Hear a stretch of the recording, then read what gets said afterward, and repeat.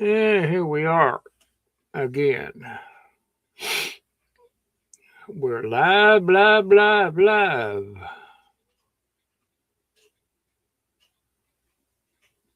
on this Saturday night.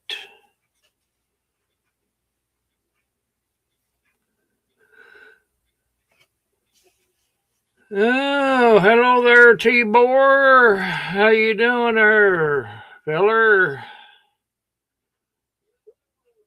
Welcome to the live stream.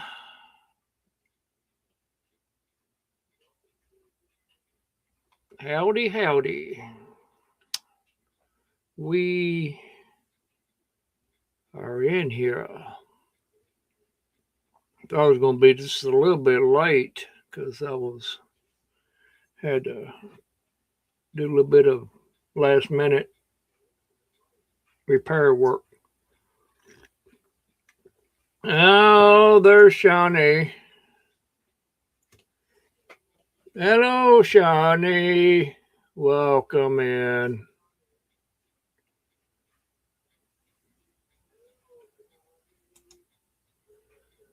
Hadn't had a cigarette in 9 days. Well, I tell you what, there, brother, you're doing okay there. You just hang in there if you can. You know,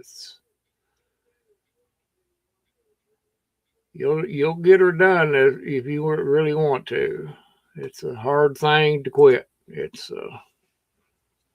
I haven't smoked in quite a few years, but can remember what it's all about. Yeah. Any kind of tobacco use is hard to break. Very hard to break. It's more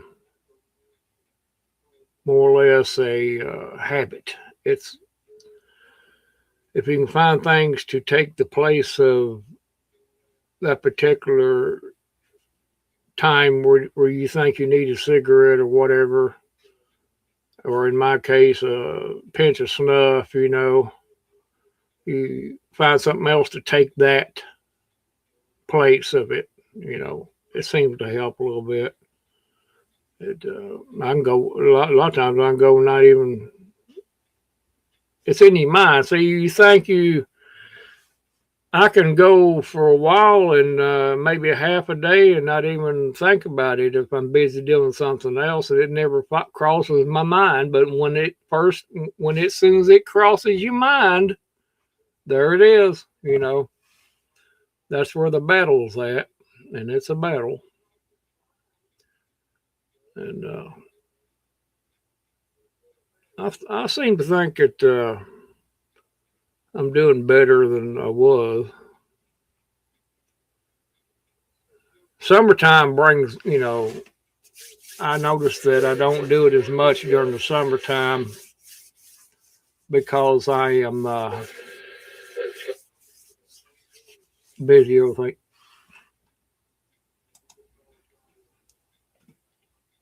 Well, yeah, you just need that one little thing. I mean, toothpicks will be a lot more healthier for you than, your cig, yeah, the same thing to take the place of that one particular thing, and uh, yeah, I mean, where there's a will, there's a way. Absolutely. Absolutely.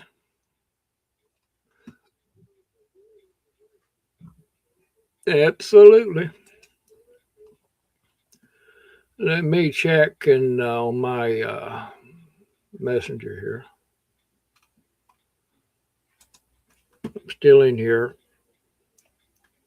Yeah, I thought I was going to be just a little bit late going live, but I took care of it in plenty of time. Uh, yeah. It's one of them things, I reckon. I don't know.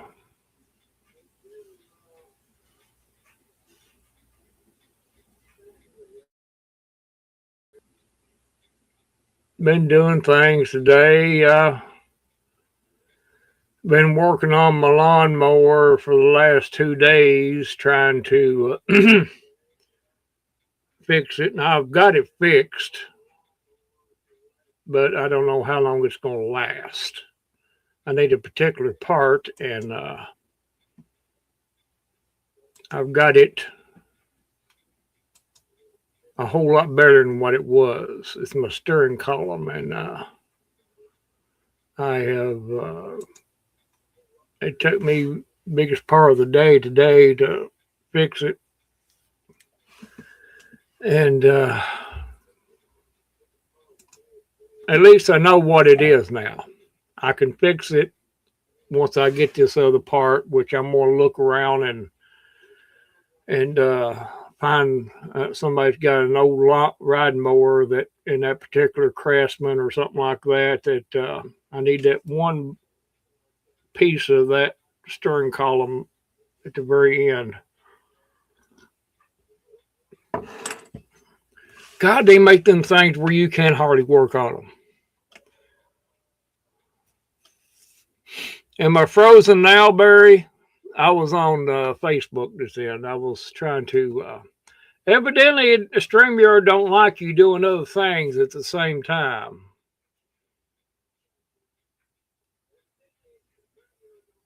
Evidently. But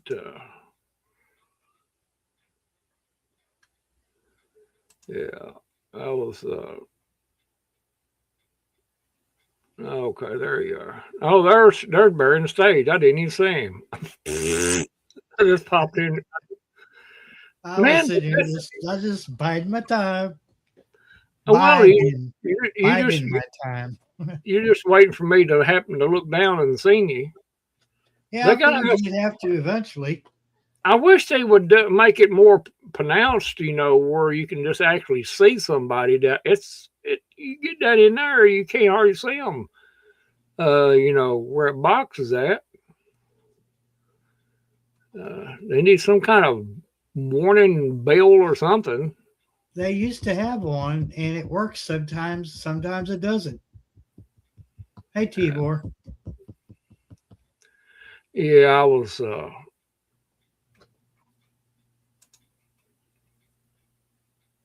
On YouTube, on the Facebook side, messengers real quick, but yeah. Yeah, I found out what was wrong with my lawnmower. Of course, I know what was wrong with it to start with. It was pretty obvious that it's basically what amounted to it. It come the bottom part of that steering column come where it keeps it tight. It come loose, and over time, and over time, it was had watered one side of the little catch that goes through the frame, and of course, you got your nut goes on there to keep everything tight. And I got it out, and you see one side of it had kind of worn one side. Yeah. And they don't make them things where you can work on them easily. I'll tell you what it was, Barry. And I would, if it had been just a regular bolt, it'd been simple. But it was a dead gem. It was a rounded bolt, and it had a Phillips head in the middle of it, just like a screw would have, but it was a great big, a bigger size Phillips, you know what I'm saying? Yeah. And I didn't have nothing that big. I had a bunch of Phillips around, nothing that it would just sit there and turn around inside of it. And I finally today got that thing in front of the underneath the carport, underneath the brace of the carport. I picked that thing up and set it up on its butt. and took a strap and strapped it up there where it wouldn't come back down, or move around. And finally wound up having to take a grinder and grind the area that was around it. It was like a washer, and I had to break it, grind it, and finish taking the chisel and breaking it loose, so I could get a hold of it, and finally pulled it back through the lawnmower where I could get a vice grip on it and turn it to get the bolt out, to get the bolt out. Yeah. Wow. But I got it back together. I didn't have enough. I didn't have no big washers that would take the place of the one I cut off.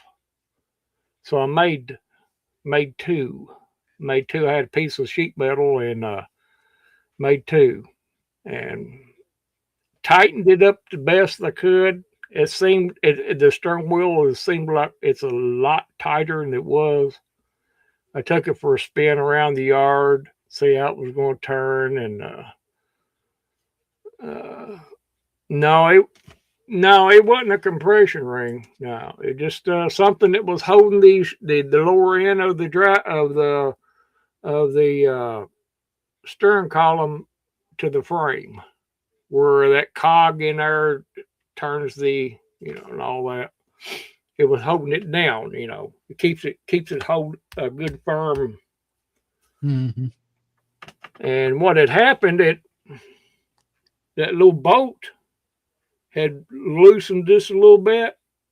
You could wiggle it back and forwards, and what it done over time, it just watered that one side of that piece out, and it was causing it to have a lot of play in it, and I couldn't even turn it. And I said, "Well, by Jim, I will fix it, or one way or another." And well, it's a lot better than it was. A lot better. I know where another lawnmower's at up there, Eugene's. There's one up there. I'm gonna look and see what kind of thing it's got underneath of that steering column. I may see about if it work, but at least I got it to where I can mow with it. As long as that don't work, I got it as tight as I could get it, the bolt. Yeah. And I still didn't have nothing to work with. As far as I had to take a pair of vice grips and clamp on it and try to just a little bit of time, try to tighten it just a little bit of time. Finally, I had to use a pair of pliers to snug it up good, and then take a vice grips and finish it up the best I could. It seemed like it works. I mean,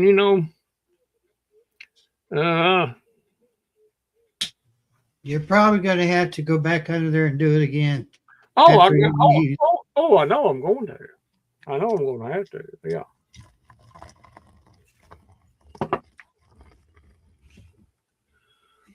No, this is Craftsman. I don't know. They make them why they put that type of a bolt in there to hold that all in there. I have no idea. Because who has a big Phillips head attachment just laying around? Nobody does. Only the factory. Yeah. I mean, and I even went to Lowe's and looked around up there yesterday to see if they had something. And no, nothing. They don't, and unless I went to a specialty shop like another lawnmower shop and see if they had anything like that.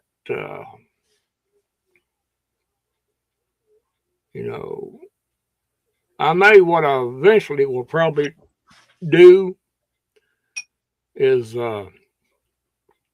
when I'll take that nut back off of there, and take that somewhere and find me another regular bolt, and with them same threads. I had one that would almost start, but I didn't want to press it because I didn't want to booger the insides of that shaft. Yeah. So I didn't use it. It's just it was almost the same size and everything, but the threads were different, which makes a difference. But I got her fixed temporarily right now. And like I said, I drove around the yard a little bit just to see what it would do and everything. I seemed to be everything seems to be working fine, you know. But at least right now, I know what to do and what it's going to take to fix it. But that's Lord. As much as I've used that thing mower, it's a wonder. It's something else ain't worn out before now, because you know. No, I couldn't weld it on there because it would T-bore. I would have to take I should have took a picture of it and just for reference, but it's hard to explain unless. I mean, as far as fixing it, it was real simple. If you could actually get to the bolt, there was no way getting to it from underneath. No way. I put the mower up on a ramp, up on ramps, and could not get no torque on it or to even do anything. And I finally just set it up on its butt, like I said, and everything. And that was the only way I could do anything with it. And it's just a pain in the butt just trying to figure out how to go about doing it. And it's about kicked my butt today, son. I tell you, it about kicked my butt today. So yours has got the steering. It's got the steering column that comes down. And then it's got a gear on the end of that. It's kind of flared out. And it goes against the gear, the flat and gear. The gear is like a quarter of a gear. It's not a whole gear. It's just a quarter. Well, that's got a flat piece. It's got a set of gears on one side of it. And this shaft kind of goes down like this.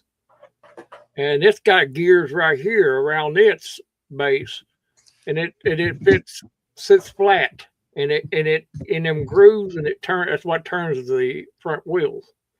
Yeah, I'm looking at one right now. It's like $60 on Walmart. Yeah, and it had backed up enough to where it was sitting there wobbling around. I know it was loose. I know it was loose, but there was, you know, that right there. What? Let's see what it's talking about. No, different now. Is it different? Yeah, that's totally different. Yeah, it's totally different. Yeah, it's you'd have to look at Craftsman's. What model number is it? You know, the model of the ride mower. T10. T10. Okay, that makes it easier now. Craftsman T10. But to show you an example of it, of what it is, that's basically what I had. And the bolt was like this right here, and the bolt was up underneath. But it's got a little collar right here at the bottom, and that had where it was loose underneath there. That bolt had backed off a little bit, you know, and it was causing a lot of play in there, and it wallowed out one side of that little collar. And that collar is what, well, you'd have to see it to believe it, but anyway, I got it fixed it temporarily anyway. You know, it may last the rest of the season. Who knows? But at least I know what to do and how to fix it, so it won't be too much of a problem.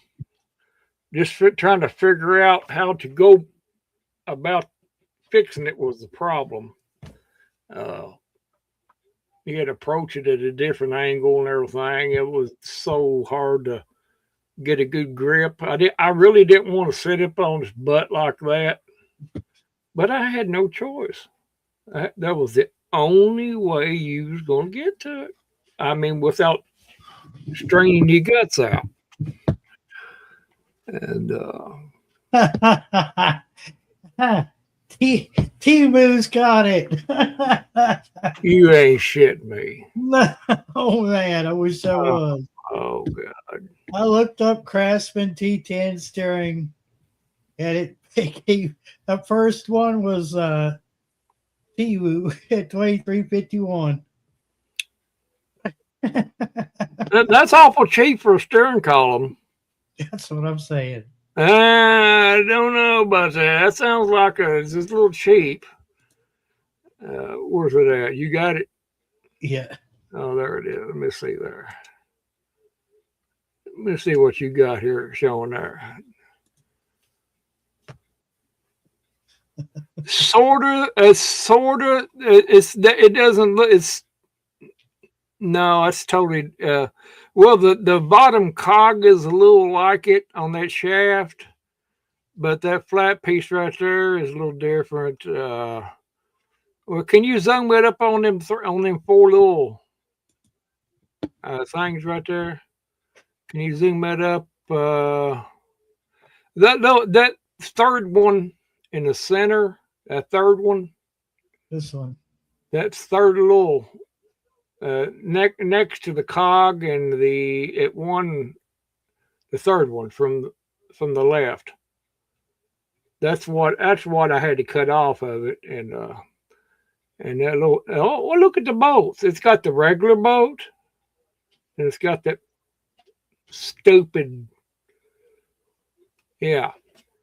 But yeah, it's that. See, see.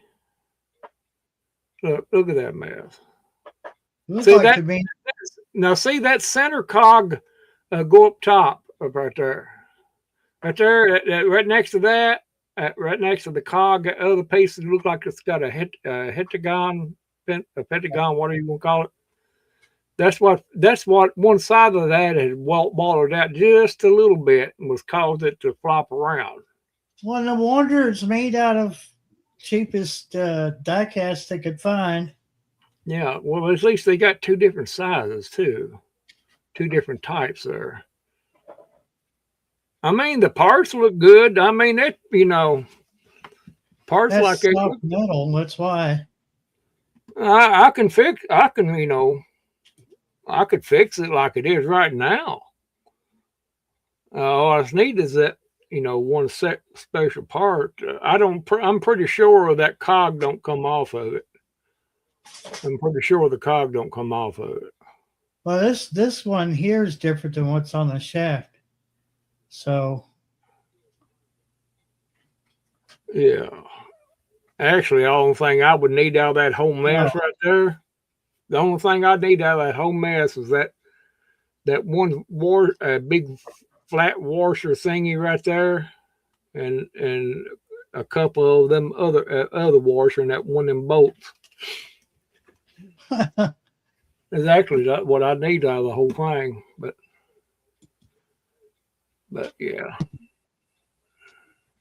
Wow. It's kind of a weird setup, and like I said, I know where another mower is, and I'm hoping they had no sense. It's an older Murray or Craftsman. It's an older one, and might be lucky this got just a regular bolt in it, square bolt.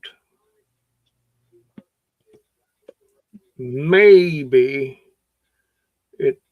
You would be surprised how close to being interchangeable the newer ones are with the older ones. Pretty close. There ain't much difference. And I got the rear end of an older one in the back of this now here now. The rear end on that on the one that was on it, I didn't have it. Probably it started going out on me the first year I had it. Started clicking and everything. It was loose. After when I took it out, it was all loose. Every bolt on it was loose. And foo barred everything, Of course, I think that they wasn't expecting someone to be using it over terrain like I was using it on. So, that stands to reason, but anyway. They don't, to make a long story short, they don't make it easy to work on. They don't. And the things are cheap made. They are. You're going to start to look at them. Craftsman, John Deere, what was the other one? John Deere, Craftsman, Murray. Murray and Craftsman, same thing. They're all made under, the yellow ones. What are they? Cub Cadets? Yeah. Did you know that John Deere, Craftsman, and Cub Cadet is made in the same damn factory? I'm not surprised. Same factory. They're all MTD parts. Yeah.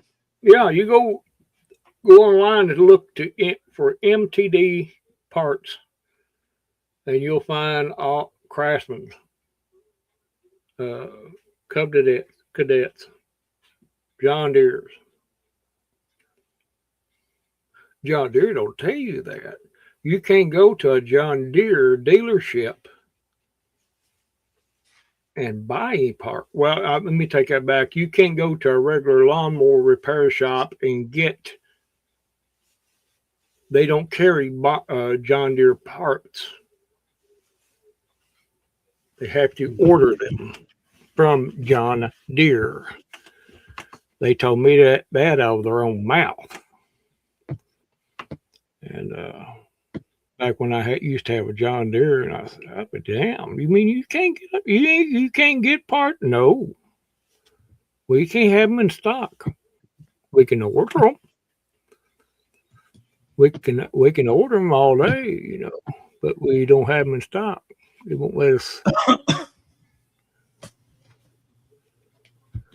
I mean, they're all good mowers. All three of those I just mentioned are great mowers. But they're all made through the same company. It's the same company makes them all. Your John Deere's that you see at Lowe's and stuff like that is the cheap version of the John Deere's. Well, what they claim is they're,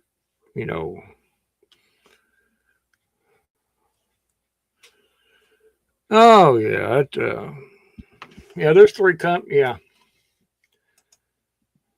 well, and I wouldn't be a bit surprised that the Husqvarna, the one that you see a lot of Husqvarna mowers.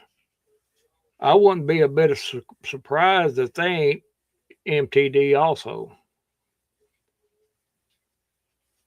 I wouldn't be a bit surprised. Nah. If you start doing the research on it, you'd probably find out that's true. But it's all a monopoly, Now, Craftsman, one could say, well, that's just a cheap mower. It is. But they got Troy Belts. See, also Troy Belts and Craftsman the same damn mower. Same mower. Exactly same mower. That's why I know they're all made in the same company. They just slap a different sticker on the hood. They got different. Food companies do the same thing. Now you get Walmart's got Great Value, right? Mm-hmm. Great Value is made in the same factory as a lot of the other stuff. It's just they just rebrand it, and they use maybe less than maybe a little bit less good ingredients. So, but words aren't working for me, Randy. So I don't make any sense. Tell me to shut up. I haven't looked at a Toro mowers. I've seen some of them on display. I just never got down and looked at them real good, but they're easy to tell. The best mower was a self-propelled push mower I had. It was a Troy Built. Mm-hmm. And my only complaint, and I don't know if you remember when I lived over in Kings Mountain, I had nothing but a hill for a yard. Mm-hmm. And that push mower, I never had anything fall apart or loosen up or anything on that, but I paid a pretty penny for it. I bought it brand new. Yeah. Troy Builts were, at the time, Troy Builts were actually built really good. But now, if you ever had to buy a part, say throttle cable or a carburetor, oh yeah, you'd wish you bought you a Murray. Yeah, you're gonna pay for it. Yeah, but if you start looking around for parts, different parts, you'll find that you can get them. You get the ones that you don't want to get the brand name ones. You want to get they're all interchangeable. That parts store on Main Street in Stanford, yes. Always got parts there because when Hubbard's stopped, it was about the time Hubbard's was about to quit. Yeah. Which is a shame because they were another place you could rely on for parts. But I guess they all got up there in age and nobody wanted to keep the store going. I get all my parts there. All my parts there. They were the ones that told me that they don't carry John Deere parts. Yeah. They can order them, and they show me right on the computer. Look, we can't. They got how was it put it? John Deere has rights to that part or something in that long, and probably because it's proprietary. Exactly, it's what was it? That makes it is John Deere. You don't want anyone else to be able to. But you got China over there. China can reverse engineer things and then sell it for 10 times cheaper. You start looking though, digging down into the parts and stuff. You just go to regular MTD. Exact same part. About $10 cheaper. Or it used to be $10 cheaper. I don't. Who knows now? I don't even want to look now. Yeah. It make me depressed. I'll get depressed. And I don't know, dude. It's just crazy world. I got a Murray push mower. It's been taken apart. It's been left. Somebody left it under my porch. Yeah. Is the frame still there? Huh? Is the frame and everything there? Frame and handle's still there, but the motor has been parted out. There's still part of the motor there. I might be able to find a motor for it. I've had, I don't know how many times I've had people, when I know when I lived over in Kings Mountain, somebody was having trouble with the mower and they just said, I'm done screwing with it. I said, I'll take it. and like 2 days later, I had it running, Mm-hmm. and all it was those contacts on the flywheel. Mm-hmm. They get rusty. They Mm-hmm. won't make that dynamo, Mm-hmm. that contact with the dynamo, Little to generate sandpaper. a spark to keep it running. Little sandpaper. Take care of it. Sandpaper on that. It's it takes a little. And that's wire brush. I always use wire brush on it. Yeah. Or yeah, war brush. Yeah. And then I would spray it ever so often. I would spray it down with WD-40, Mm-hmm. and then sand it some more. And then I wasn't satisfied until I had a pretty decent shine on it. And then, put it back together and fire right up. Mm-hmm. Usually, if you hear that sputter in there, that's usually what's wrong. It's probably not even a carburetor. It could be that just not getting a spark, a good spark. It's an ignition issue. If it don't knock you across the yard, it's not getting enough. Grab a hold of that spark plug wire and see what happens. If it ain't lighting you up, then it's probably a coil or that. I would check that first before I would the coil. I've been shocked so many times it really doesn't faze me anymore. I've been bit a couple times. It ain't fun. Well, my first car was a Maverick, and it was one of the 6-cylinders, a 250. Yeah. We was having problems with a friend's car. He had a Maverick. It was a 4-door. I pulled the one of the spark plug cables off.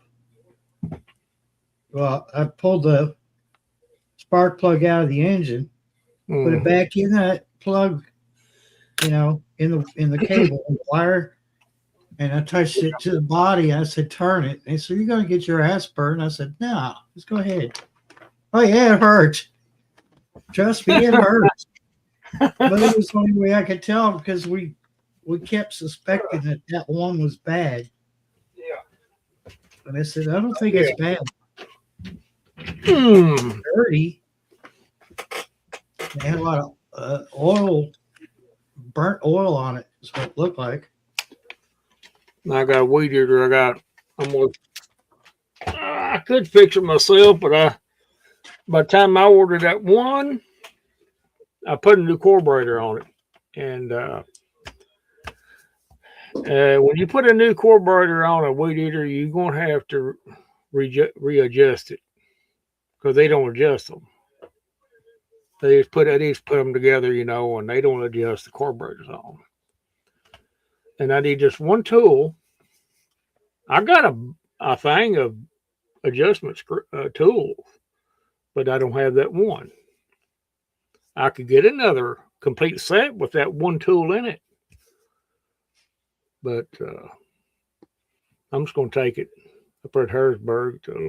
I've got their number here, and I'm going to just take it up there at Weed Eater and tell them to adjust it for me, fix it. I just don't want to fool it right now. I just do not want to mess with it right now. I don't know. She was in here, and then she's probably lurking in the bushes. Probably, Tibor. I say that's probably what she's doing, lurking in the bushes. Yeah, she could be over Davis. Yeah. That's all cool. Yeah. Ow, kitty. Yeah. That's all good. At least we know where she's at. Keep up with her. We would buy a Shawnee a necklace with a bell on it, so every time she moves around, we can hear that bell moving, ringing. But I think we might do that if she'd wear it. Every time she runs around on the line, we'll hit. Oh, there she is. She's somewhere. Keep up with her.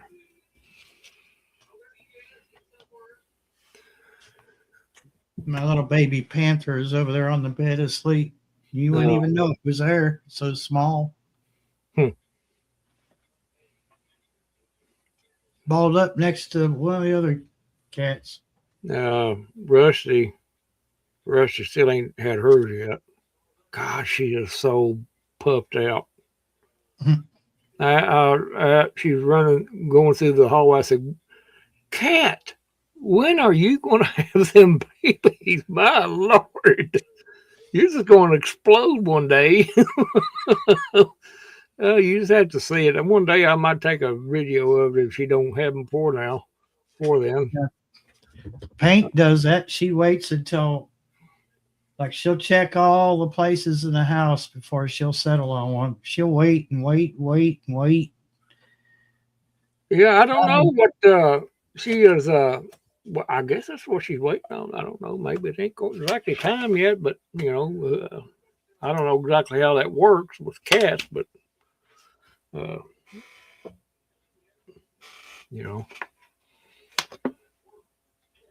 But one thing's for sure, she'll have them eventually somewhere. See, I can't. When was what did she have them last time? I can't remember.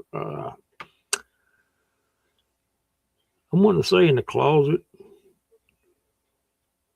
one time, I think, or underneath the bed, maybe. I can't remember. But she's already been around different spots back early. Was when she wasn't as puffed out like that. Well, she was big, but she wasn't that big. She's behind the dresser, the chest of drawers one night. Down in the bottom, on the back of them, back of the chest of drawers. I said, what are you doing back in there? You can't even squeeze through that. What are you? And if you did squeeze through it, how would you get back out? And I finally had to say, you get on out of here. You ain't getting behind her nowhere right now. It's fish you out of there. Paint had hers in a box that almost was too shallow. It was wide enough, but it was shallow. I don't know how she did it. She still had them babies in there. She would have had. She probably will wind up doing it there. Probably the cats are weird. They'll have them in the most weirdest places, don't they? It's just like Yeah. How in the world did you even fit in there? I guess they want the protection. They seem like they want the protection of the area. Goes back to before they were domesticated. I think it was last time she had cats. It was in behind the drawers. There was in that one room. There's a set of drawers that's kind of made into it, and one that was pulled open. She had got in there and got behind it, got behind the drawer, and had them there. So I just pulled the drawer out and set it to the side, so she could go back and forwards. And she stayed there for a while. And she moved them somewhere else, and that wasn't satisfying enough to her. I guess. I don't know. It was just weird. I was trying to help her out, but it didn't do good. Still moved them. They didn't. They wound up not making. None of them made it. So I don't know. Wherever she has them at, she'll have them, I guess, somewhere. We'll find out eventually. But yeah.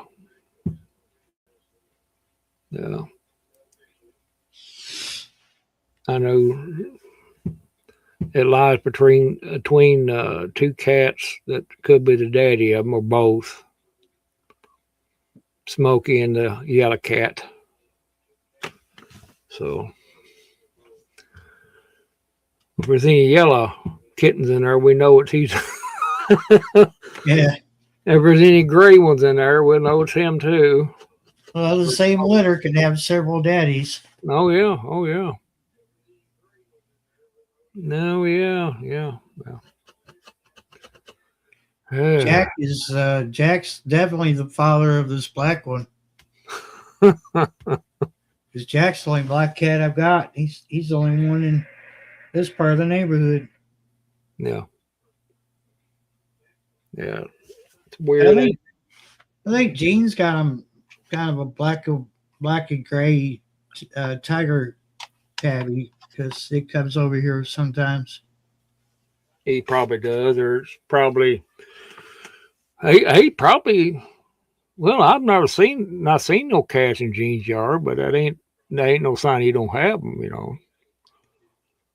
But I don't know. I've watched it walk over there. I don't know if it's his or somebody else's.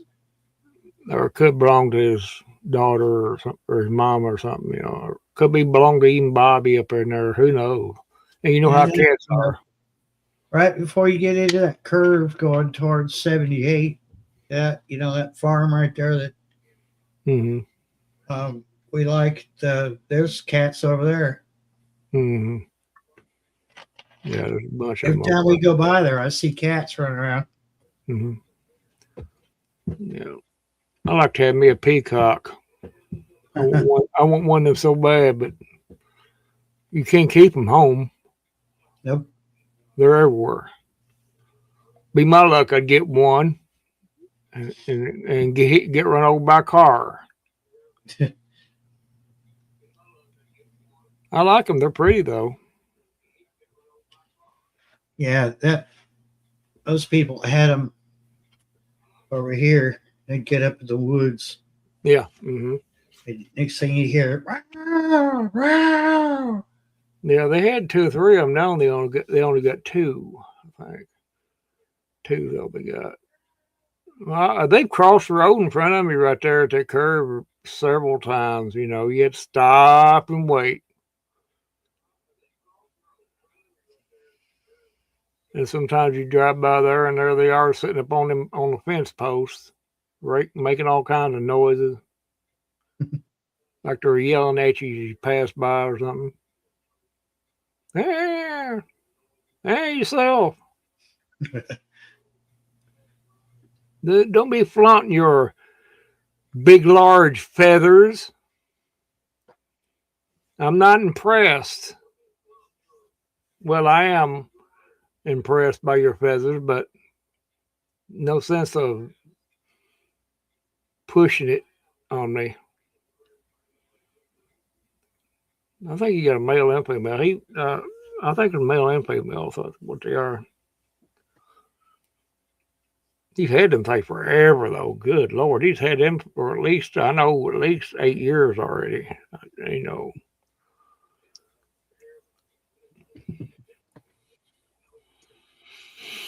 But yeah, they're the only ones around here I know of. Around this area. I've not seen anywhere else, so I don't know. But hope T-Bor ain't fell asleep. Nah.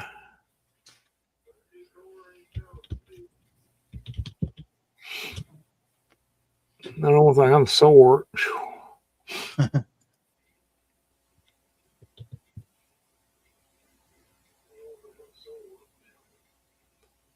Not yet, he said. Not yet. Not yet. You're not asleep yet. But you're heading in that direction, I can tell.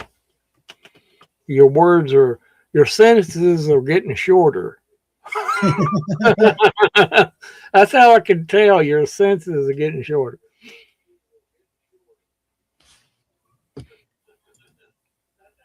I can't believe March is almost over. Oh yeah, dude. What is it? Wednesday? Wednesday? Let's see. Yeah, Yep. Wednesday. Yeah, Wednesday's last, or yeah, Tuesday's the last day.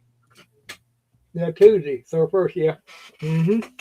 Hey, there she is.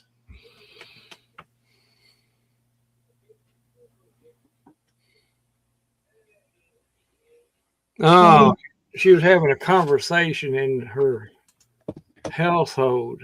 Conversating.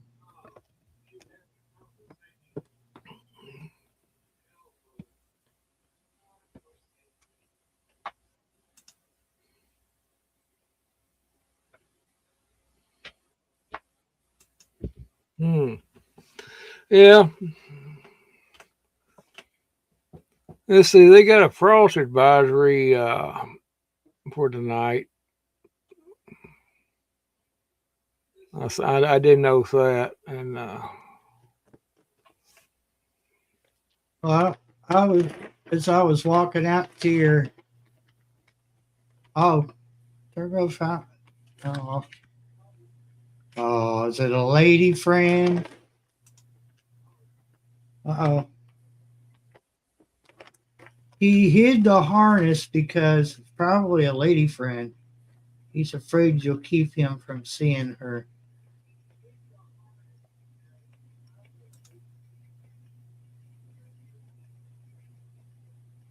it's only got one eye. He probably felt sorry for it.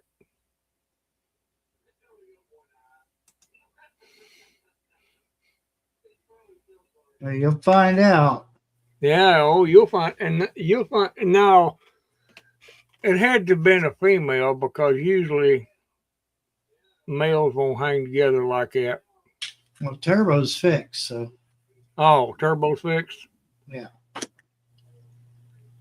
It doesn't mean that they won't go through the motions, but he can't get nobody knocked up. What I'm saying, even with that, two males, unless they are raised up with each other, they usually won't hang out together like that. They're territorial.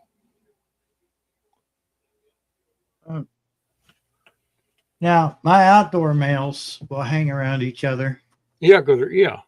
But they were all raised around each other. Mm-hmm. That's why you see Smokey and this yellow cat, they don't get along at all. They fight every time and they're arch enemies. They are very arch enemies. You know, Dusty don't get along with a couple outdoors, but he still likes to go out. But him and Toby, they fine with each other. You know, they hang out with each other, whatever. You know, they're all. Well, I mean, they don't. Smokey hangs out more with Callie and Rusty more than anything. Oh, look at there! Look at the boyfriend girlfriend. It's just like that. It's how it is. They just hang out. They look at him. And they'd be out in the yard, you know. Oh, look at him. But I guarantee you, it's probably a girl cat. Even though he can't do nothing, he can still hang around them.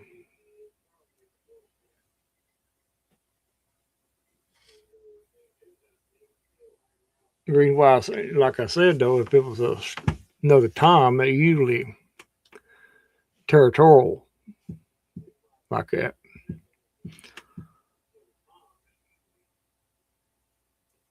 It took Smokey forever to even get like that. Usually he was kind of, I always thought that he might be a little meek, you know, kind of beta male type cat. Yeah. But no, he's not. He very much. I've come out there many night or afternoon to see him and that yellow cat just in a deadlock. Just, you know, but he'll let Toby just fight him and he might meow a little bit or whatever. I said, you mean tell me you won't put it on him, but you'll put it on the yellow cat? You know, sit there and take it then. One cat that Toby will not mess with, and that's Rusty.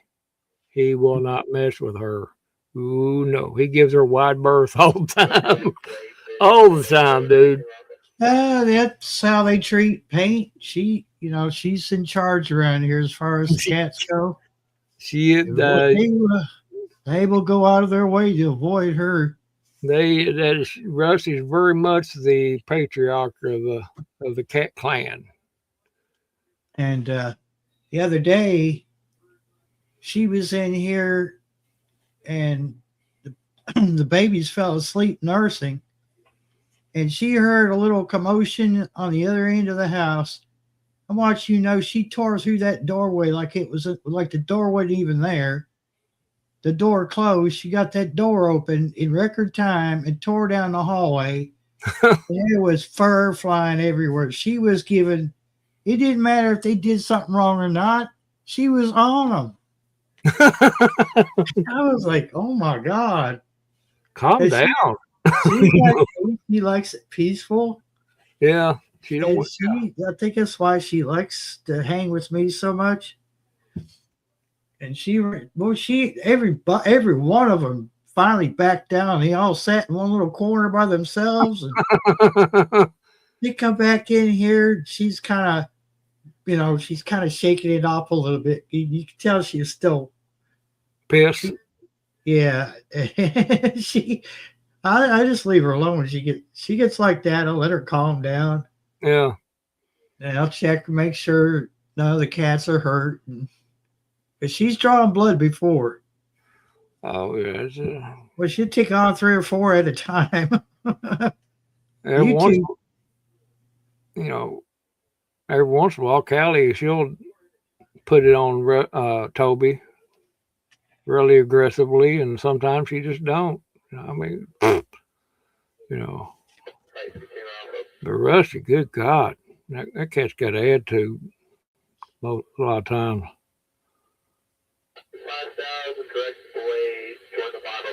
I don't know. Cats are funny. It's very unpredictable. You really don't know. You think you know a cat. You don't know that cat. You get close to understanding them, but they pretty much do what they want to do, don't they?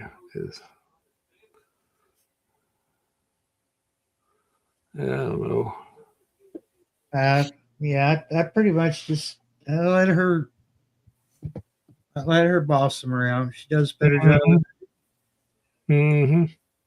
She knows what she's doing as far as taking care of everything.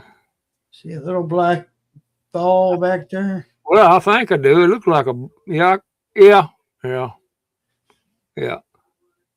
I can hold it in the palm of my hand. The old black cat you got, right? Yeah. Is that another cat in front of it? Yeah. Okay. It's got gray mixed in with it, don't it?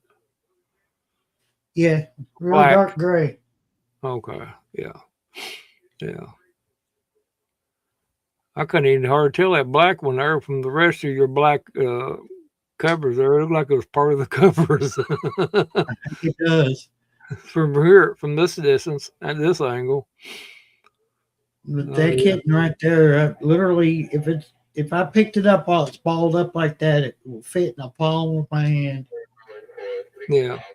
And it hangs on me. That's why I'm glad it's asleep, because it wants to hang on me so much. Yeah. It'll make up for it after a while when it wakes up. Yeah, I'm sure it will. Oh, it will. By that time, you'll be ready to go to bed, and no, we ain't having it. I'm up now, man. Oh, no, they climbed up there was a blanket hanging off the edge, and it climbed up that blanket and laid right down next to me last night. Huh. Well, yeah, these cats do too. I was afraid to roll over because I didn't know if it, yeah, where it was. Yeah, Toby, he's gone out. He's pretty much out of the kitten phase. He don't play with toys no more. I got a couple of his mices and throwed him on the floor, and he just looked at it and walked on. Usually he'd be right on top of him. Now he's past that stage. I said, "Oh well, I guess that's over with."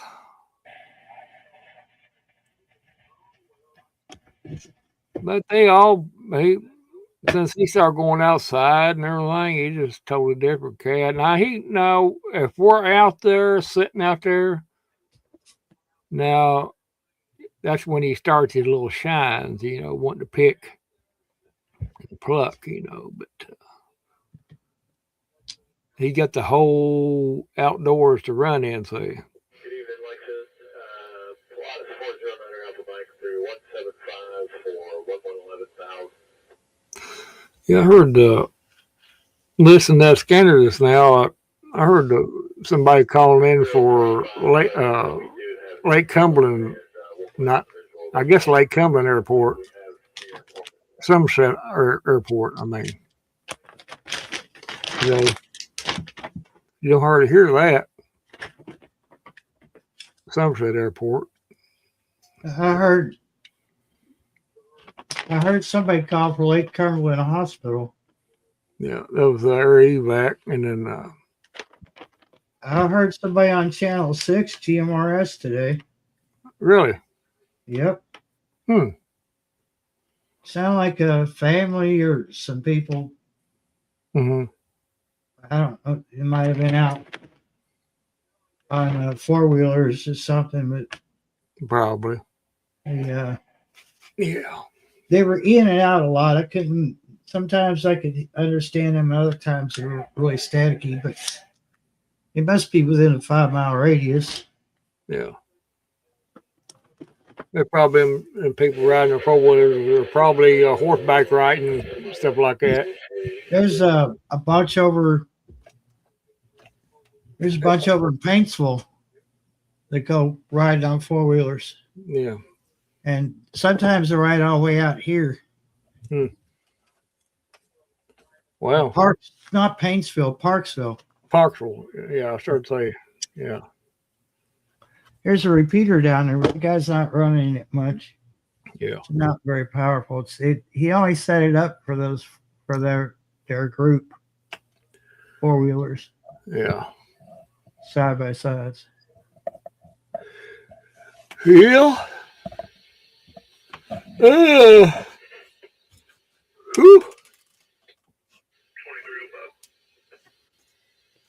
I could hit his repeater when I lived up on the hill, but I can't from down here. Yeah. What was that?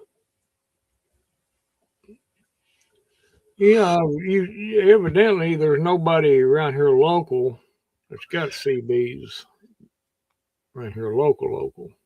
I know. I think we're the only ones. I think we are.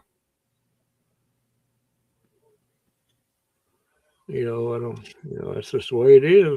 They might pick back up later on. Who knows? But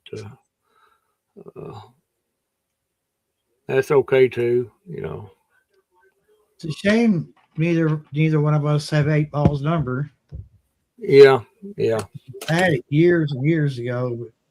But I know I could always go over see him sometime. Check him out one day. Yeah, I don't know if I'm sure he probably, it may be such a thing. He's even got all his stuff undone.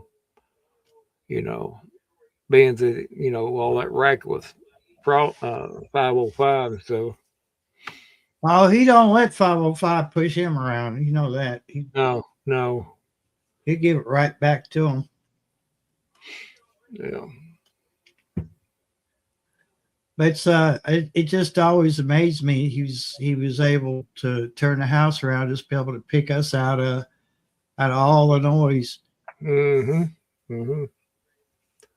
Yeah, he's always good for that. He'd turn right around on us where nothing could happen. I'm just going to guess that Old Man River is probably no longer with us. Yeah, Old Man River died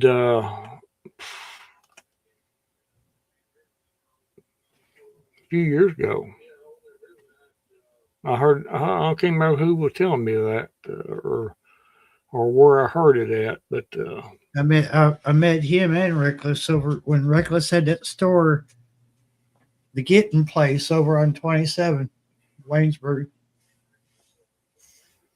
She had it was a whole lot like that little indoor flea market. It was on 1247 going towards the firehouse in Waynesburg. There's a lot like that one, but much, much bigger. Yeah, I'm pretty sure he's passed away.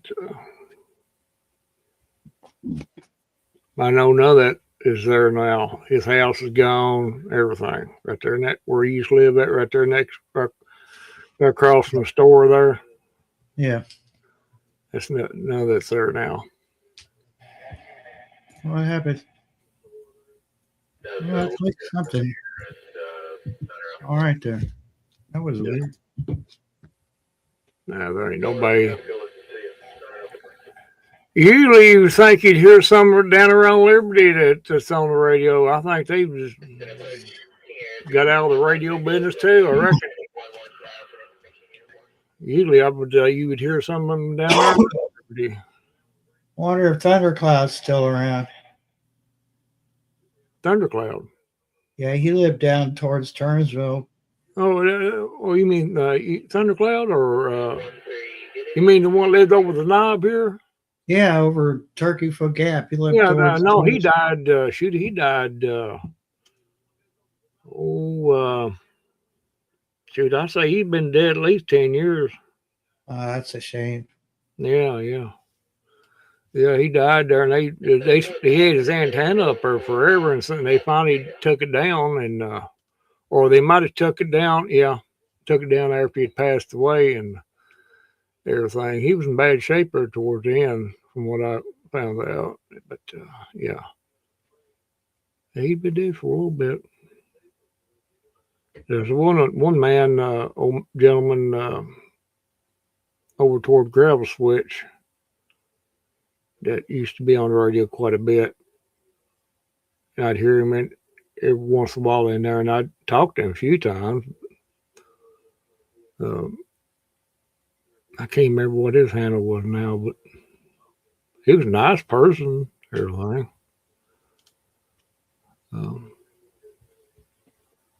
But there ain't no locals around here, dude. If they are there,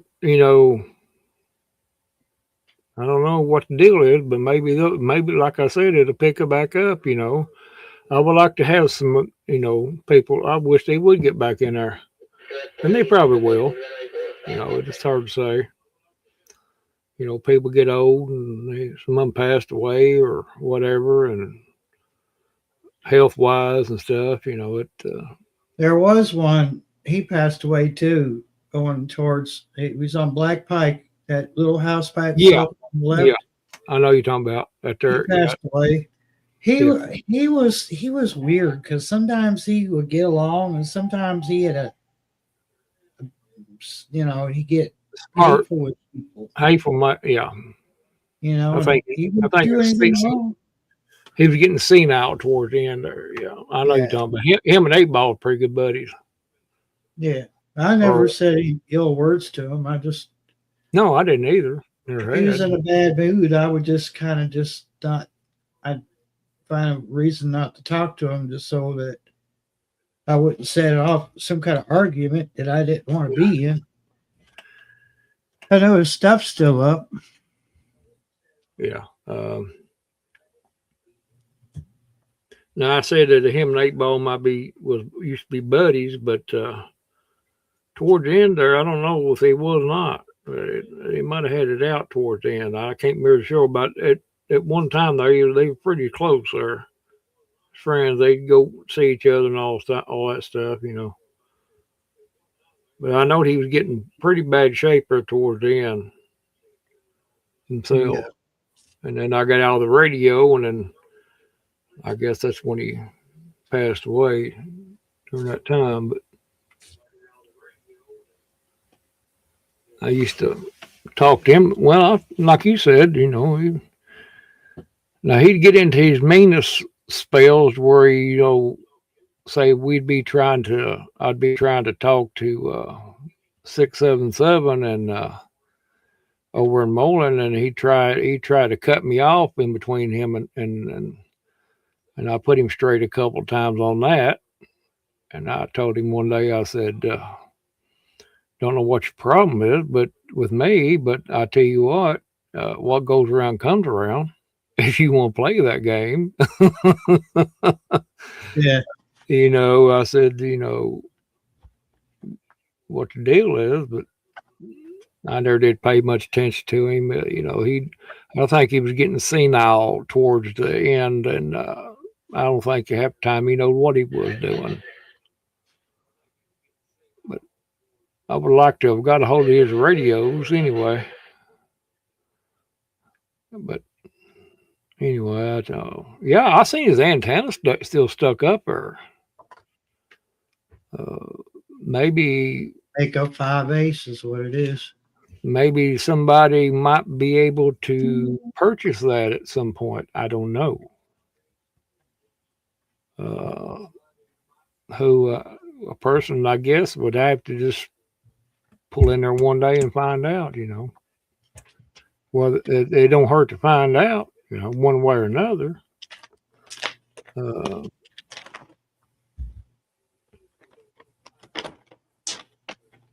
I don't know. A whole lot of them old sea bears are gone, dude. There ain't many in there left, and it's the one that should have been kicked the bucket a long time ago it hasn't.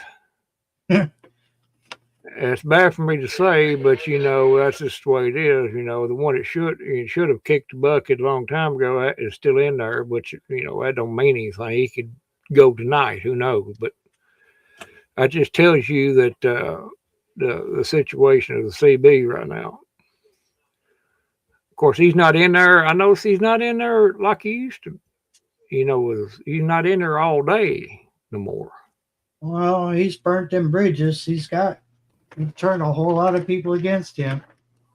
Yeah, he's not in there all day. He comes in there just for a little bit in the afternoons, and then that's it. You don't hear him the rest of the night.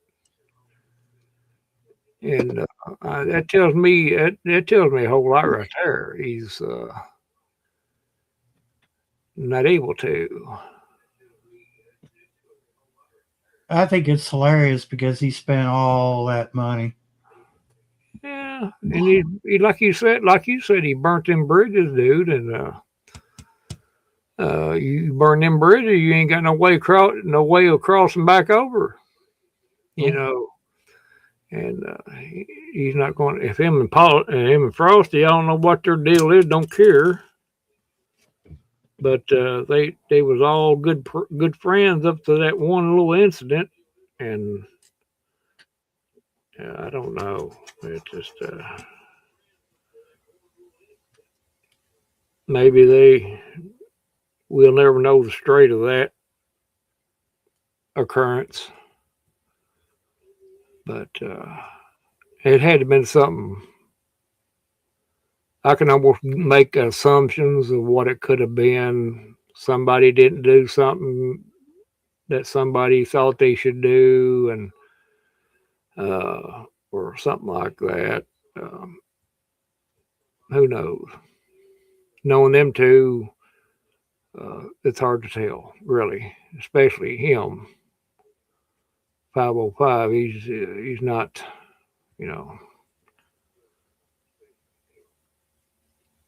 Yeah, he tried to get me involved between him and 677 on their little trade deal one day, and I said, nope, I'm not involved in it.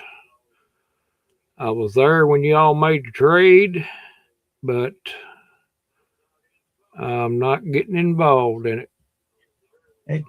Just because you were there doesn't mean you were part of the trade. That's what I told him. I said, I know what was said, but I'm not getting involved. And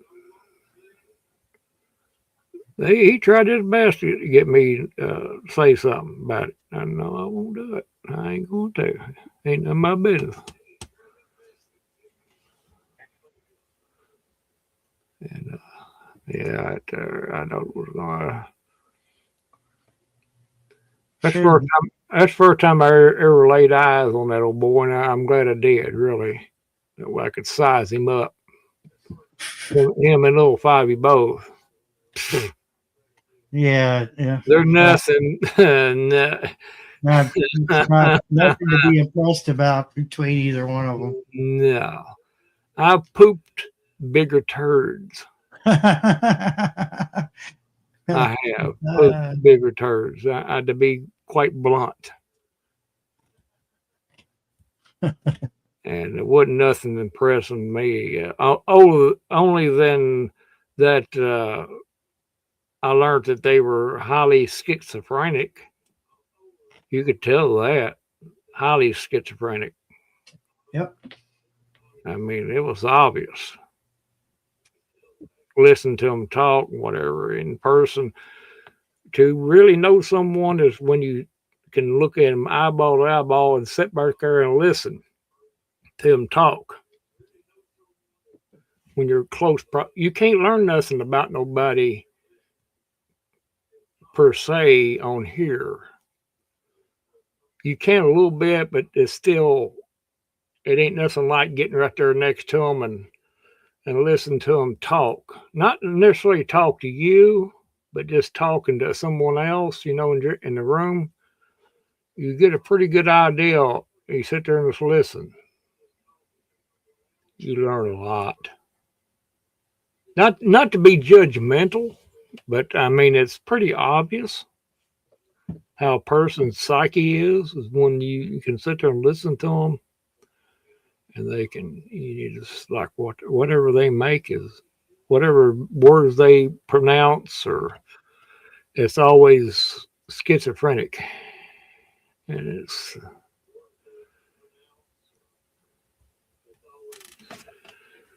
Yeah, and in his case, there, T-Bor, neither one of them is. He can't do neither one. Oh, he's a big boy on that radio and cussing people and everything. But if you was to meet him eyeball to eyeball, the right person, he might meet somebody eyeball to eyeball that's a little bit intimidated or whatever, but you're right one there. He's a totally different person. And when I went over there, I went over for that intentional plan to present myself as no pushover.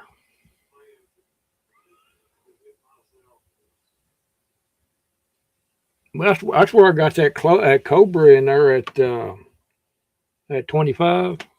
Mm-hmm. That's where I got that off him. I can't remember what to trade. Oh, let's see. I traded him. You remember them old beams, that beam frame? Yeah. It was a solid piece of beam frame. It was like aluminum. It didn't have the fiberglass on there, but it had the holes where they went down each individual shaft. I swapped him that for that radio. I think it swapped even because I didn't want the daggone thing. So I think that's where that's how I got that radio there.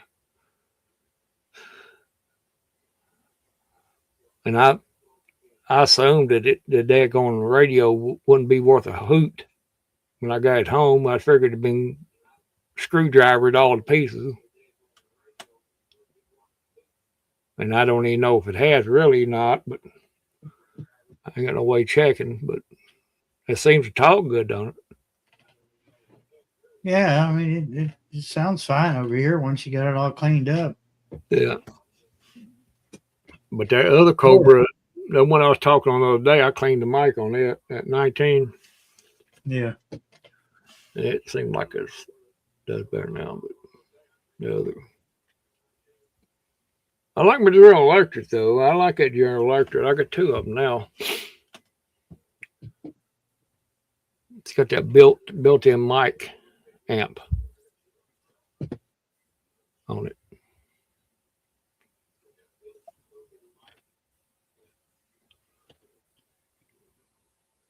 I think I was talking to Frosty one day on it in the car. He thought I had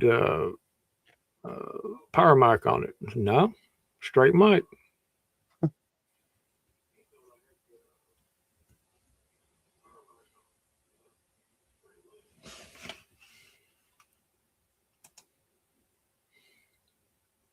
Yeah, good antennas. Good antennas. Wilson 5000 now. Ain't nothing wrong with it. Yeah. Like, yeah, I got a 1000 at the house, at the other house that I need to put new coax on, but I can't get the parts. I can't get it apart. It's been tightened down so much. I couldn't find anything that I could. Well, to bring it around here, I might have something to get that apart for you. It's the coil part. It separates from the magnetic part, and then you can change coax out. Right. I got you. And Should be able to get it. I might have something around here to loosen it up. Magnum 44 had that before me, and it had broken coax on it, had bad places on it, and I just kept the antenna around, and every intention of buying, it takes 17.7 foot of coax, get the standing wave down perfect. But yeah, it's already had coax changed out once. Just can't get the damn thing apart.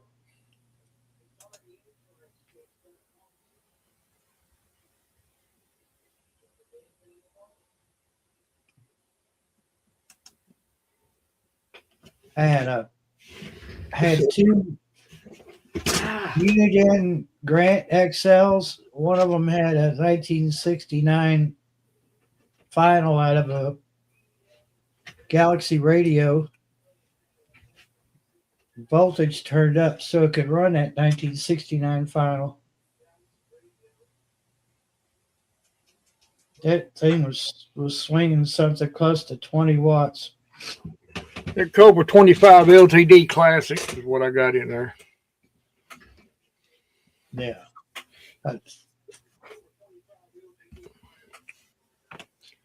Simplest radio I ever had was a 19XS Cobra. Yeah, I got that other 19 is let me look again. So what it is. It's there's a Cobra 19 Plus.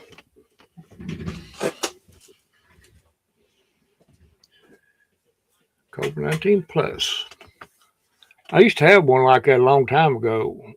And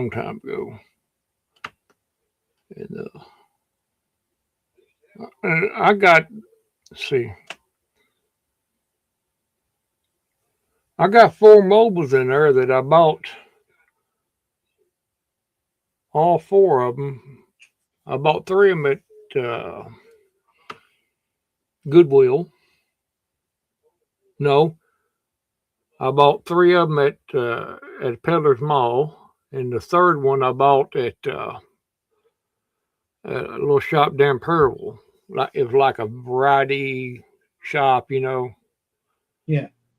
And I bought that. It was that other General Electric at $5 radio. I got each one of them. I think the most I gave of the 3 or the 4, I think that realistic I gave $8 and something. No, it was about $10 for it. But the rest of them, Yeah. $5 a piece. I had a Maxon 45. Let's see, what was that? 45 MCB is what it was. Had the weather band in it, and there's two little solder spots that you unsolder, and it gives you 40 channels up, 40 channels down, Yeah. and you just press the channel 9 button. Once puts you on the channels below 1, and then twice puts you on channels above 40.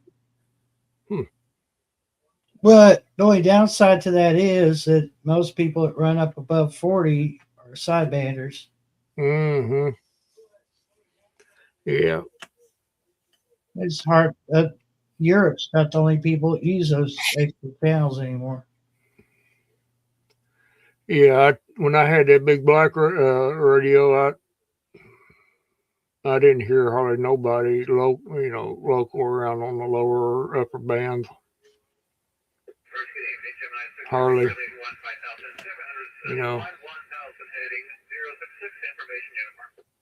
A good power mic or T-bore makes a difference on any radio.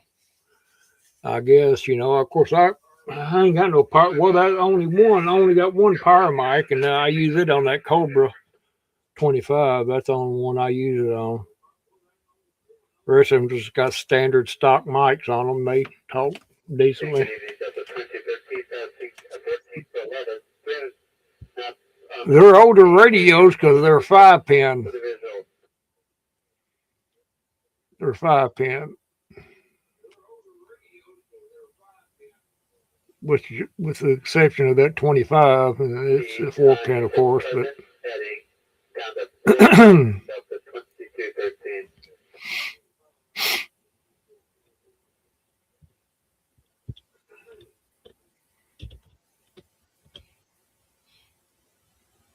hey, it just depends on what you like and what you like using. There ain't no anything written in stone or anything. That's the way I look at it. I used to be all about this and that until I wised up and got older. You learned a lot, and all this other stuff is nonsense. As long as somebody can hear you. My philosophy anymore is, if they can hear me fine, I'm not going to change anything. And if they can't hear me, then that's their problem, not mine. Yeah. Because I'm talking into my mic, and if they can't hear me, that's a problem they need to work out. Yeah, I don't care. Yeah, it's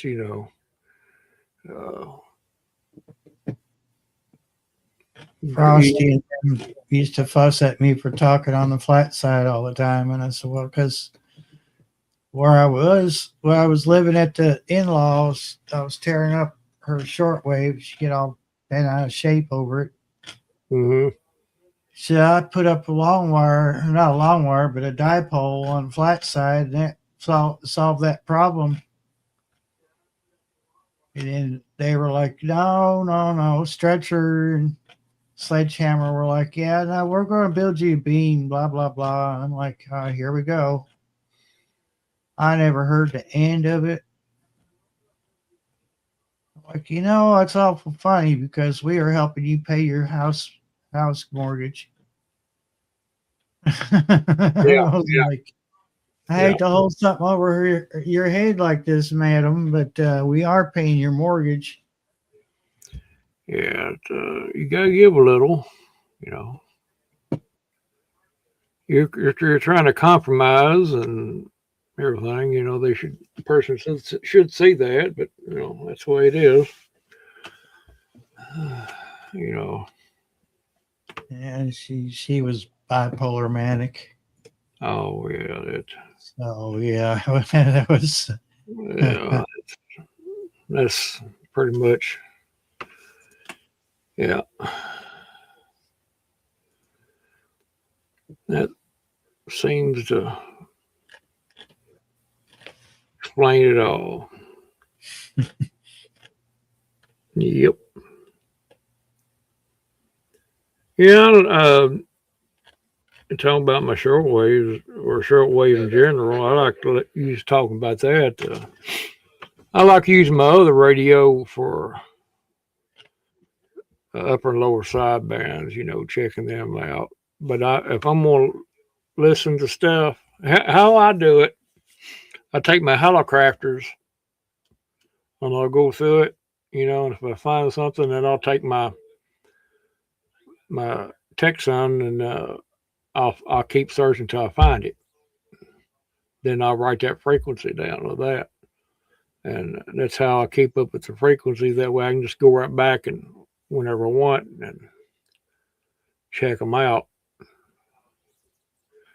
I call it fishing for stations. It's fun. I like doing it on the Halocrafters. I like just fishing for them different times of day and stuff. And I'm gonna fix me a better antenna. I'm gonna go it's gonna I need about 430 some inches or feet of wire, and I got to cut them different lengths, make me a multi-band antenna.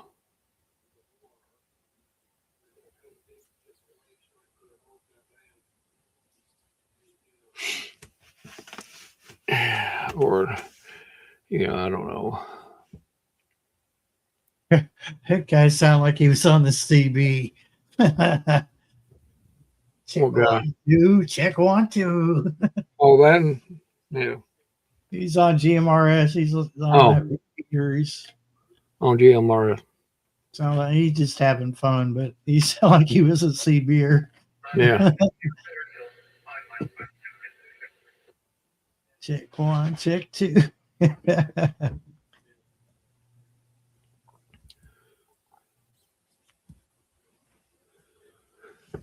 How high can you have your tower in Kentucky? What was it? You got, is it over 100 foot? You got to have it. Yeah, depending on your elevation, if you go 100 feet or more, you have to have FAA lighting. Yeah, you got to put the light on it. Yeah. You have to register the tower. Mm-hmm. And if you don't, and a plane flies into it, boy, you're cooked. Yep. You're cooked. And I'm surprised that 505 ain't had nobody hit that in the hills. It's not that, it's just barely, it's just a little bit above the trees.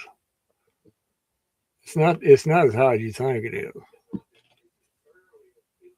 Correction, it's not as high as he thinks it is. Yeah, it's not. You can look at it and see, you can look at it, you can't even see it from the road. And his road, you can almost throw a rock from his house to hit 27 down there, so almost you could.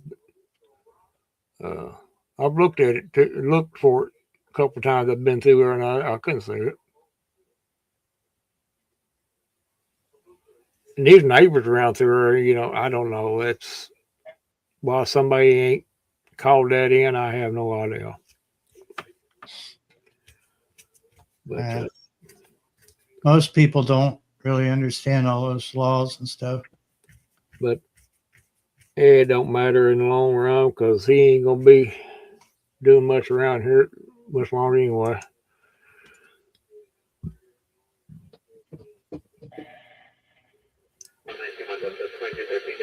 Well, 40 foot is plenty high enough, T-bore, for anybody. I don't care what it is.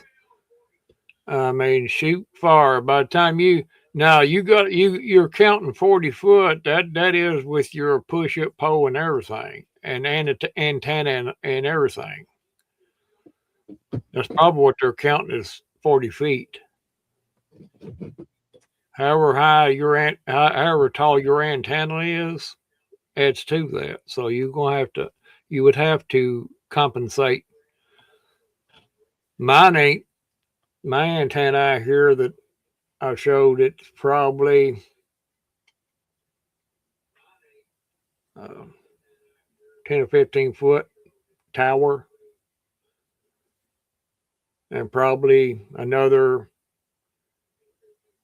8 antenna. You know, roughly about 20, 25 foot. I could go up a little higher if I wanted to. All I do is push my push-up pole up a little bit, but I didn't want to. Even though it's got a galvanized pipe on it, Yeah. I didn't want to cause any kind of pressure on that pipe. It doesn't help that you get that wide open area around you. Yeah. All that wind. Oh, yeah. The other day, you remember, was it last week or something like that when that wind was blowing? Yep. I said, right here's a gooder test as any is what this tower's going to do. Yeah. I mean, I could have swore several times I'd go out there and look, and that antenna would be just being all to pieces. You know, but it's so far it's hung in there. You know, I don't. You know, it ain't catching the wind too much. It too bad.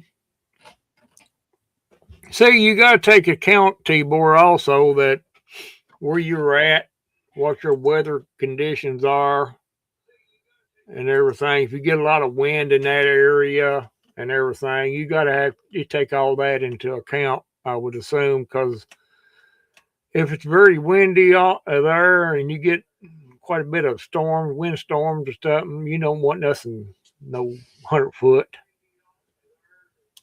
No way. You really don't even want nothing 30 foot in there. And that's counting the antenna and all, because the more you got up there, the more wind it's going to catch. It's how you got to look at it. And right here where I'm at and where Barry's at, here lately, in the last year, it's been Wind City. It's been the Windy City. The Windy City. I'll be right back.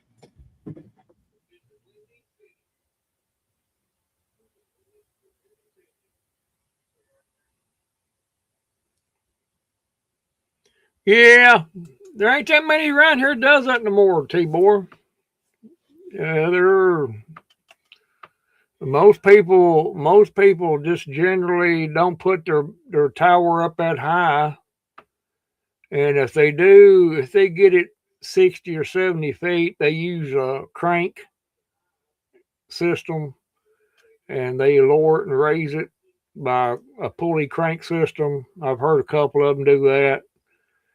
And if they don't have it that high, they usually just, if they have to work on it, they'll get one of them lift booms, you know, and articulating boom, and they'll back up there and, you know, wrap her to it. That's the easiest way. But who's got the money to pay out for one of them things all the time?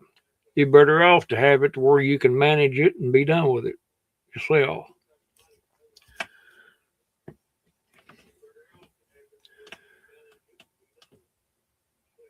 You know,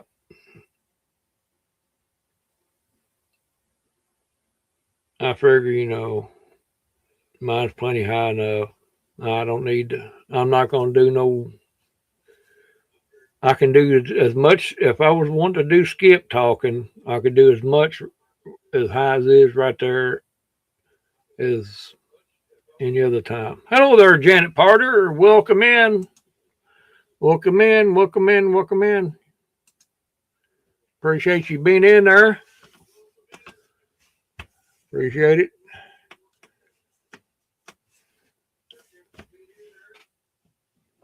Yeah.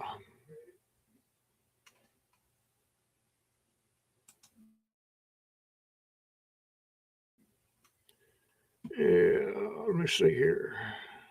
I got to check something. I hope I don't freeze up, but if I do, never mind, because I'm still talking to you. I'm trying to check something here real quick on the YouTube side. I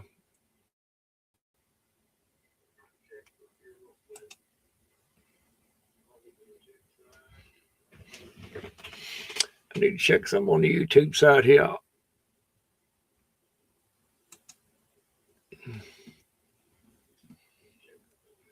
I may freeze up, but if I do, just bear with me.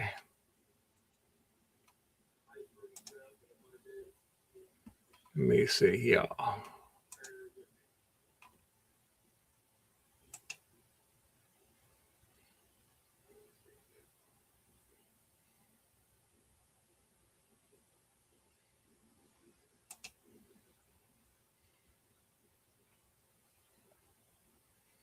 I'm back. Okay. Oh, I'm got that done now. I sent you. I made you a wrench there, T-Board. I'm gonna give you a wrench.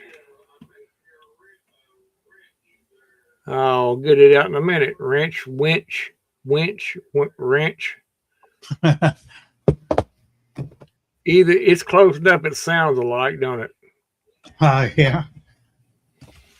Winch. A winch is a old hag. Yeah, I thought I'd already done that, T-Board, but I got to look at it. Well, shoot, I ain't even gave him a wrench yet. I thought I gave you one time, but I can't remember. And but you got one now, so yeah, we got that taken care of. Yeah. Oh boy.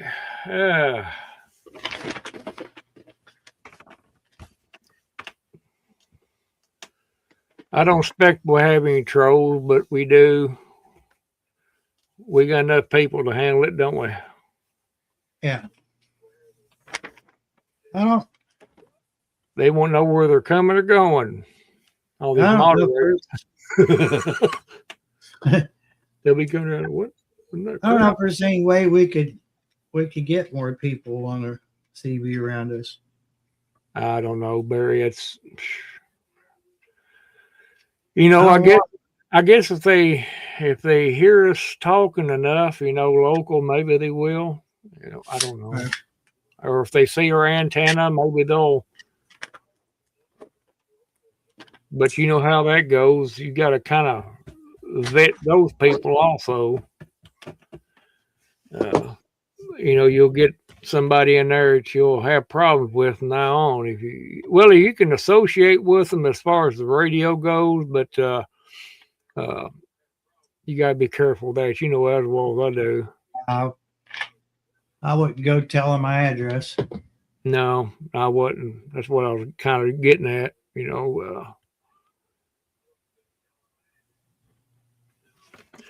Yeah. I don't know, Barry. I like to figure something out to get more people interested in CB around here, but there could be different ways of doing it. Kind of hard to compete with cell phones and apps. Yeah, people, these younger generation, it's hard to get them into that. They're so they don't know, they're not around it to know the benefits of it. And like you said, you got all this other technology that's readily available, and it's hard to. But I mean, we might be able to get some older individuals started back. The ones that we can figure that would get back into it, like 8 Ball, and we'll get back talking to him, whatever, and things like that, and kind of go from there, I guess. People down there around McKinney and, you know, things like that.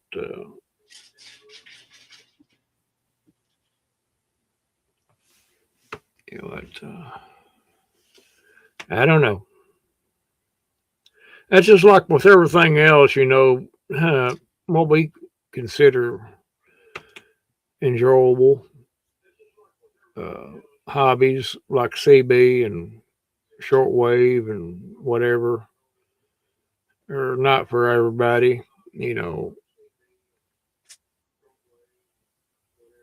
it's just not for everybody. It's anymore. Back when CB was a thing, you know,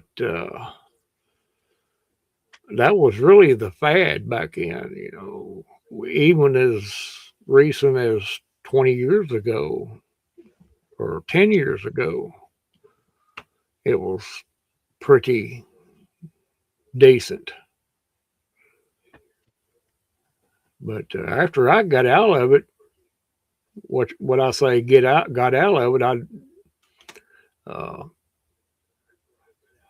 unhooked I didn't even talk no more, you know, undone my antenna and everything and took it down and the whole 9 yards.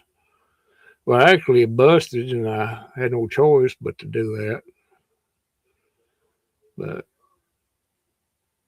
after I got out of it and I got back into it here. Shoot, I was surprised that there's nobody in there. No, I think I heard a bunch of them around Winchester. They're in there.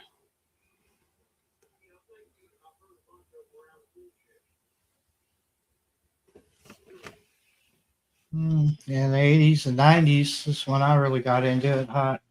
Yeah.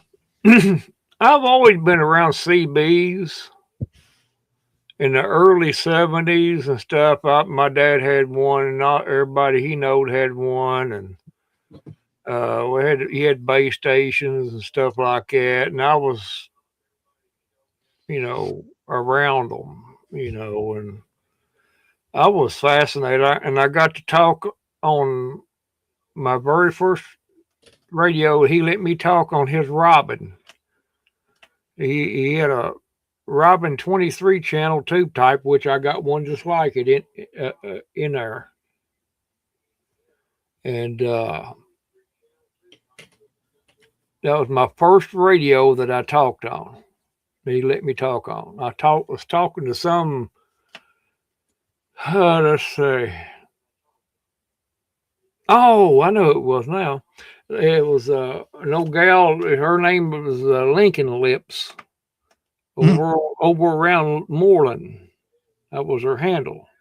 The reason why I can remember that is that all that clicked together, and that's how I remembered it. But I talked to her for a long time there, and you know how that goes on CBs, you know, blah, blah, blah. And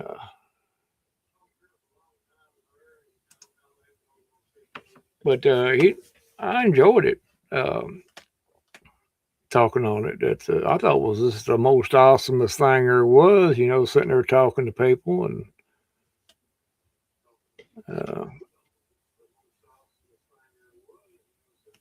but I sit there and listen to Dad on that very same radio talk all over the country and all over in a few places across the water. I sat there and heard him do it. Of course, he was pushing some power and stuff, you know, had a set of beams up there, but he done it nonetheless on that radio. Them two, you could. I tell you what, you could fry eggs on top of that radio. It was so hot. I know it does, because in there got that gym hot. And if you didn't have that radio grounded right, that thing would knock you down. Yep. You touch it, you know there was a ground off somewhere, because you reached to grab hold of that and reached to grab the D104 and key it down. It'd light you up like a Christmas tree. Yeah, I had a Gemtronics that did that. Oh my God! it was funny. I like to have one of them yellow robins. It was a 40 channel, Yeah. yellow robins. That's what the Gemtronics was. It was a 40 channel tube. And I had a chance one time to get one and then pass it up. The guy, he kind of wanted to sell it, but then he backed out of it when I went back over to pick it up to see if he still wanted to sell it. There's a guy for Danville had one, and he backed out of it. Boy, I was hot. I was really, I could taste that radio. I just wanted it to go with the 23 that I had. Just,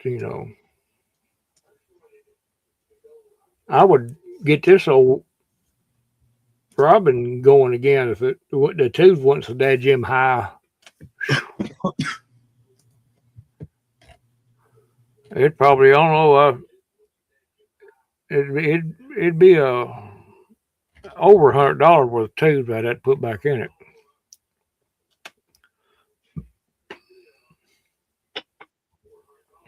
Lightning got my Gemtronics. Yeah, and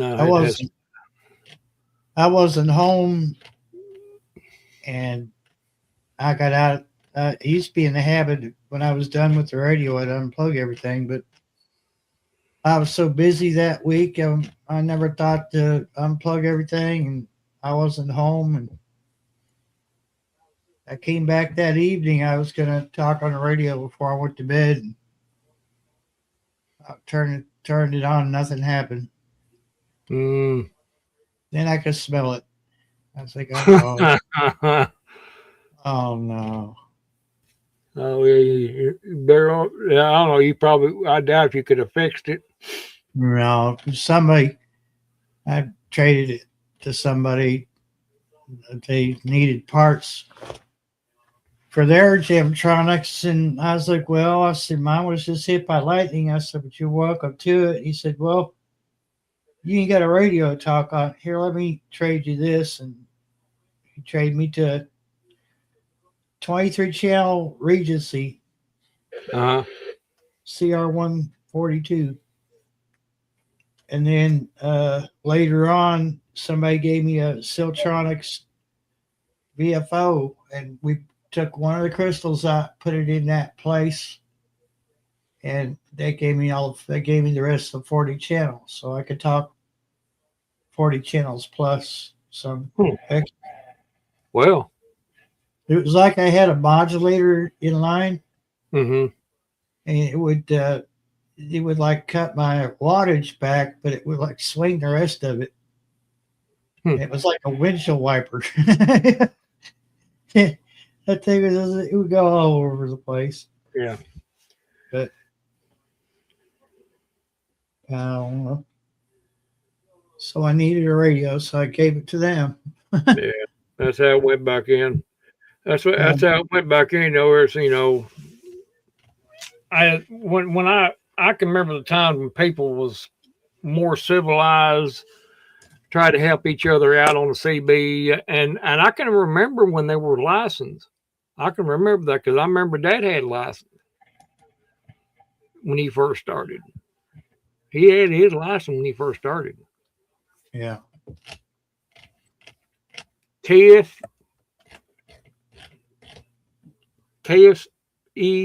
or KFC 4247. Yeah, KFC 4247. And how I can remember that, I have no idea. It was a number that was really you can remember it. Yeah. KFC 4247. That GMRS repeater over in Gravel Switch, there's the owner. His call sign is a whole lot like mine. Mine's WRQC 947. His is WRQZ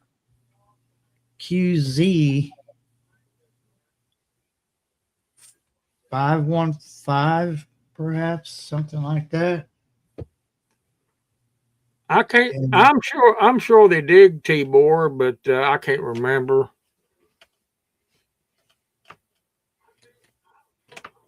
That sounds familiar. There was a lot of CB clubs.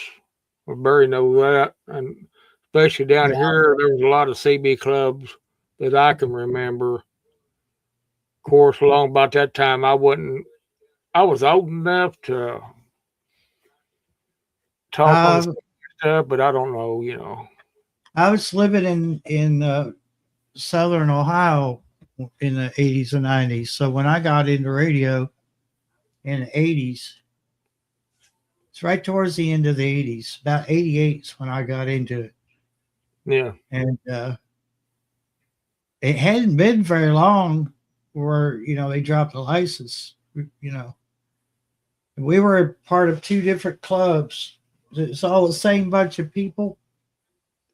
But they had a club for sideband and they had a club for AM. Yeah, I remember that too. I remember that part. I was 257. I was Thunderbolt 257 and I was Ranger 5629. And I didn't get in that club until we moved to Harrison, Ohio to help her grandmother out. And that bunch helped me with an antenna and everything. And then that's where we started going to CB clubs, CB club meetings. Yeah. Hardee's. Yeah. The Hardee's was right across the road from us. Yeah. You walk through the Wendy's parking lot to get to the Hardee's parking lot. Well, they started to have a CB get together thing down there in McKinney. They had a couple times down there, and it kind of just fizzled out.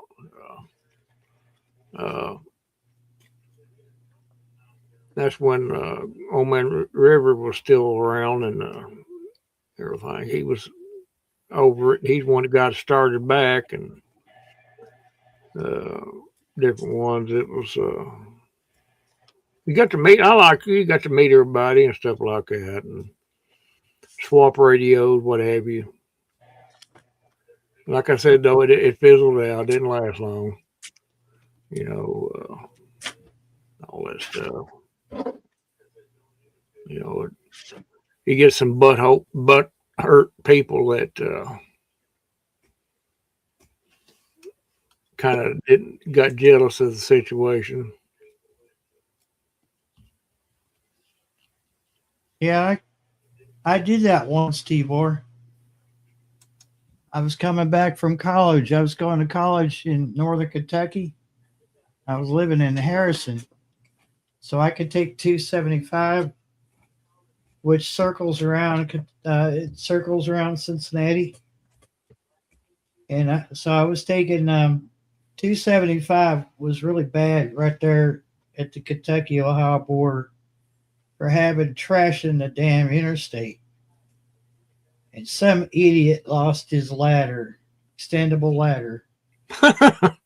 And I'm in the fast lane, and I look to my right, and all this traffic, there was no way I could get over. Even I had my turn signal on. I said, well, I guess we're going to hit it. And we hit it. We went slightly airborne. And, not no Dukes of Hazzard airborne, maybe 3 or 4 feet off the ground. And when we landed, we hit so hard I couldn't control the Buick, and it went towards the middle, meridian or whatever they call it. And when the car finally stopped, it stopped right in the middle of it, a 3-foot deep puddle. It was a marsh. It was basically a marsh. And I couldn't get it to move.